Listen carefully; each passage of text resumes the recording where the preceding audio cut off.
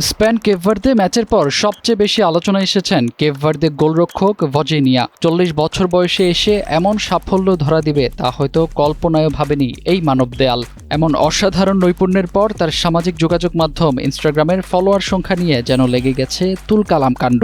Spain Cape ভার্দের ম্যাচের আগে যেখানে ভজিনিয়ার ইনস্টাগ্রামে ফলোয়ার ছিল মাত্র 45,000, সেখানে ম্যাচ শেষ হওয়ার আগেই সেটা পৌঁছে যায় মিলিয়নের ঘরে। সবশেষ পাওয়া আপডেট অনুযায়ী তার বর্তমান ফলোয়ার সংখ্যা প্রায় 7 মিলিয়নে পৌঁছেছে, যা প্রতি মিনিটে মিনিটে বেড়েই চলেছে। এর আগে রাত 10টায় আটালান্টার মার্সিডিজ বেঞ্চ স্টেডিয়ামে মুখোমুখি হয়েছিল স্পেন কেপ ভার্দে। পুরো 90 মিনিট জুড়ে দর্শক যেন দেখল এক ভজিনিয়া ম্যাজিক।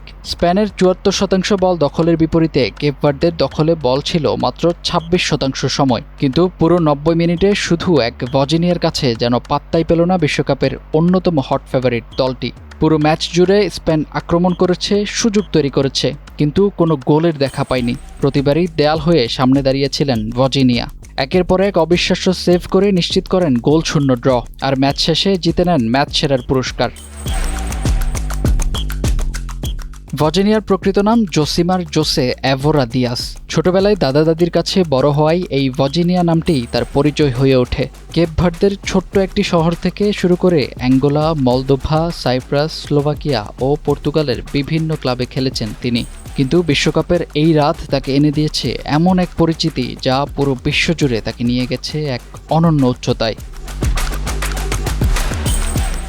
ফাহিম হৃদয়, টাইমস টুডে।